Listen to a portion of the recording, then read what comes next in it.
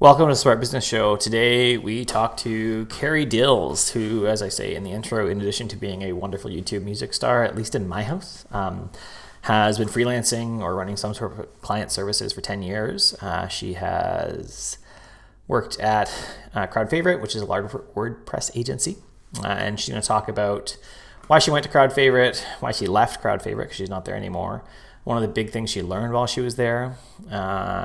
She's going to talk a little bit about the book that she has out coming up, how she makes her income now because she's not really in client services anymore. She's doing other things. And then she's going to talk about the one mistake, which was a painful financial mistake that she made when she first started her services. Enjoy the show. Today we're going to talk to Carrie Dils, who in addition to being well known for Genesis and her Office Hours FM podcast, is a music star, at least in my house, as we watch her videos on YouTube, which used to be a little more regular and a little less regular now. My kids love them. So, Carrie, why don't you tell us a bit more about what you do?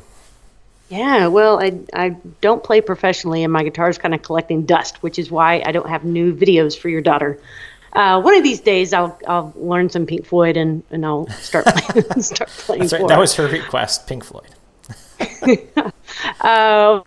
When I am not entertaining Canada's youth on YouTube, I am teaching courses both on lynda.com. I teach front-end development and WordPress, and that's pretty much my day gig. And before that, you were doing client services, right? So why are you not doing client services now? So I've been doing client services in some form or fashion since 1998. And there were some periods where I was doing that full time and sometimes where that was a supplement to other work. But been doing it a long time, needed a change of pace, needed a fresh challenge, and really found out a little bit through accident that I really enjoy teaching. So as I was finding some joy in that and finding less joy in client work, I've just sort of slowly made the transition over about the past year or so. And you said, which you didn't say this time, Carrie, because we started recording again, that you needed a change of pace, which is why you went to products. So you made some other changes of pace over the last 24 months, right? You went to Crowd Favorite, and then you're not at Crowd Favorite now. So can you tell me why did you go to Crowd Favorite from running your own business? Because there was likely some reduction in freedom there, right? There was quite a bit of reduction in freedom, okay. And that's the reason I love self-employment, and freelancing is specifically for the flexibility that it offers. But the opportunity came along to join Crowd Favorite, and for those that don't know, the company, the CEO was Kareem Maruki, and then the CTO at that time was Chris Limma, two people that I admire greatly in the WordPress space, and when I looked at going to join an agency, I always write down my list of pros and my list of cons when I've got a big decision in front of me. And so my list of pros were opportunity to work with both Chris and Kareem, the opportunity to be back in a team environment versus just all the solo work that I've been doing, plus the opportunity to see how what I had been doing on like a single freelancer level kind of translated into this larger enterprise-sized projects. So I'll anticipate your next question and just go ahead and roll on answering it. But I went and I was there for about 6 months, a little over 6 months. Got to check those things off that I kind of wanted to see and experience. And in the end, going back to the flexibility thing, I needed that flexibility, and I was trying to maintain, while I was at Crowd Favorite, I was still trying to maintain all my other work, and it just got to be overwhelming. So it's sort of decision point, like I can keep doing Crowd Favorite and push my other stuff aside, or vice versa, but something's got to give. And so the full-time gig was what went, and I returned to being solo. What was the biggest takeaway you picked up at Crowd Favorite?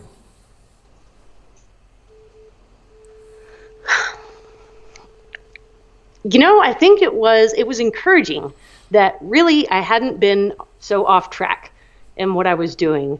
Even at that project level, it all goes back to customer service, treating people well, delivering what you say you're going to deliver, and having integrity along the way. I think it just made me feel like kind of a giant pat on the back, like, all right, nobody taught me how to do this. I've been doing it by myself for so long, and it turns out that I haven't been doing it totally wrong all these years. She said two things. You hadn't been so off track, and you just finished up with I haven't been totally wrong. So that implies that there was some things you weren't doing. What were they? So a lot of what Crowd Favorite had in place was process, systems and process. And as a freelancer working on smaller scale projects, it's easy to let those things slide. You can get yourself in pickles. So, for instance, the classic scope creep. If you haven't set up a project from the beginning with clearly defined objectives and specifying the work and the features that you're going to deliver, then when scope creep comes up, well, you in your mind know it's scope creep, but if it's not documented somewhere, and if you haven't been having those conversations with the client along the way, then that can create a lot of friction in a project. And certainly that was a learning for me. Those are all things I knew you should be doing, but to actually see those systems in place was really cool. Good takeaway. So can you give us one tip to avoid scope creep that you picked up there? To avoid scope creep. I think so. Scope creep's always going to happen. It's human. So what I learned there was how to communicate that something is indeed not part of what we originally talked about. We can absolutely do that. So we're saying yes, right? Yes, we can do that. If we're going to stay in budget, then we need to set something else aside and let that take its place, or we need to reconsider the budget to, keep the original project plus add this in. And in having those conversations, sometimes what you find out is that what they were asking for in the first place really wasn't important. Like when they say, oh, okay, it's this or that, or, oh, it's going to cost me more money. They're like, okay, maybe I don't need this thing to turn red and when it flashes, or they don't need flames on their site, really? You don't need dancing babies. But yeah, that was a total mental derailment. I know I found that when I was actually like an introduction employee at a nonprofit, and the boss would come up and say, oh, we really need you to do this. And I'd always just show him my task list and say, what comes off the list? And almost invariably he'd say, nothing. And he'd go find someone else that would do it, but wouldn't say no first. That's a big thing. It's one of the reasons I've liked billing weekly too, because we can just say, sure, absolutely, we can do that. That's going to add a week, or what else is more important, and the client gets to evaluate whether it's worth it or not, right? Whether it's actually valuable. And it may be valuable later, just it's not currently the most valuable thing. Yep. So what is different about your business before you went to Crowd Favorite and now after Crowd Favorite? So we'll talk in terms of client work first. But when I went to Crowd Favorite, I stopped taking on new client work, and I kissed all my existing clients goodbye and handed them off to other, made recommendations for who they could partner with. And I only kept about five clients. So when I left Crowd Favorite, I still had those 5 clients and continued working with them. But at the end of the year, actually it was just this past December, I said goodbye to all but one of them. So as I transitioned completely out of client services, I guess that's a significant difference. I'm not working with clients anymore. And the one I have it's more just a friendship than a formal kind of client relationship. But I derailed off the question. What's different? Yeah, what's Yeah, different? what's different? And income is a big thing, right? So my next question would be, so where does your income come from then? You just said you're not working with clients. You just So sell, I don't know, steaks off the Texas steak tree outside or something? yeah, go shake the cow tree, steaks fall out. I'm a big trust fund kid, you know. I just asked Daddy for a check. Oh, really? Okay. No, yeah, wouldn't that be nice? So this has been sort of a longer term plan to generate more income from non-client work to be able to replace that income, and something I've been slowly working on for probably the past few years. And some of those sources include affiliate revenue from my blog, my podcast. I monetize that a little bit through sponsorship. Let's see, in the courses that I do for Linda, that creates ongoing residual revenue. And then also a book that I've got on the deck that I'm working on. So all of those things have my goal for, sorry, I going back and forth in my mind a little bit, but my goal for 2016 was to be able to replace client income, which we back up. At the very beginning of 2016, my income split was about 60% client work, 40% other sources. And so through 2016, my goal was to start creeping that over to replace client income. I knew that I would take an income hit last year in doing that because I wasn't able to make up that much. But I hit about total 80%.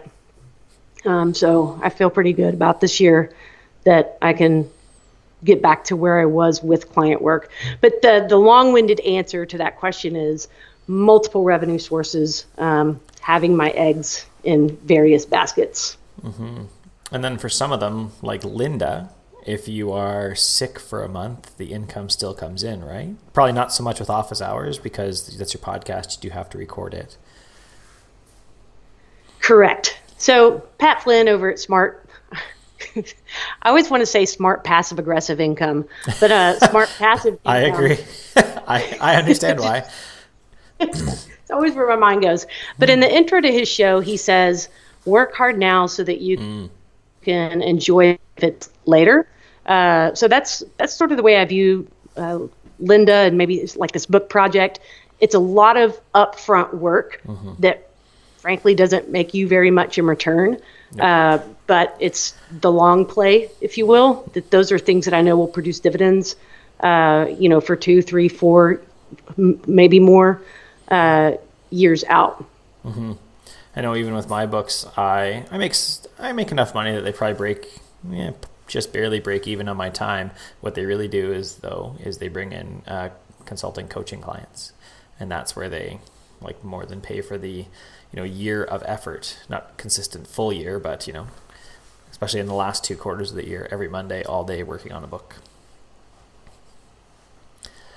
So they're a lot of work. They are, and I'm a fast writer too, so I sit down for 2 hours and easily crank out 5,000 words regularly, but they're a lot of work. You're right. And still after, you think I'm almost done, and then you're like, oh no, it's supposed to launch in 2 weeks. I thought I was almost done like 3 months ago. Well, and like with any product, it's not just about writing the book. You've got to think about, how am I going to market the book? Yep. What's my sales channel going to be? Do I have to, as a developer, am I going to create my own sales channel, or am I going to pay somebody a percent like Gumroad to distribute it? Blah, blah, blah, blah. Like there's all these peripheral things that have nothing to do with writing a book. Yeah. How am I going to use my email list? How am I going to partner with anyone else? Should I get on podcasts to market this as well? What's the long-term plan? Yeah, there's a lot more outside of actually writing the book. It'd be wonderful if you could just write the book and then you'd be like, oh, here's 2 years worth of income, and now go write another one in 2 years. So I could do that. But it doesn't just magically happen, unfortunately. Not unless you're John Grisham or something. Mm-hmm. So you did mention a book. Can you tell us what's it about as we wrap up here?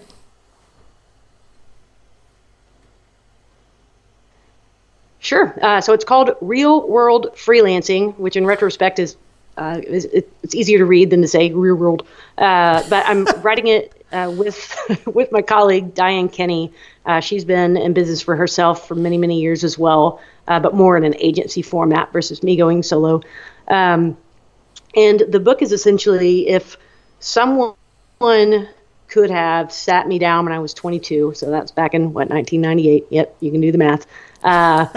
That I would have been able to make fewer mistakes along the way, and just knowledge, right? Because there's so many aspects. So we're just talking about launching a book, all these other peripheral aspects. Well, running a business is the same way. You could be a great developer, but how do you get clients? How do you maintain your books? How do you, keep your pipeline full? How do you deal with all those little day-to-day aspects of running a business? So that's what the book is in a nutshell, and we're calling it the No BS Survival Guide because there's a ton of. Just yesterday, I saw on a website, it was a course teaching you how to be a successful freelancer.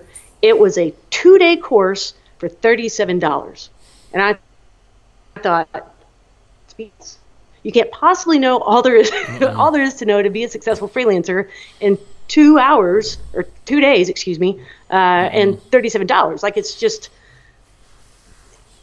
there's some disconnect there. So it's meant to be, and there's tons of examples of that. And I kind of feel like it's just people taking advantage of other people. That's a different story, but. Anyway, so what it's hoping to be is just a real, like a down-to-earth, practical, do this, do not do that attempt at teaching others how to freelance in the digital space. Mm-hmm. So you said avoid a bunch of mistakes that you made. Tell us one mistake you made and how you'd avoid it now.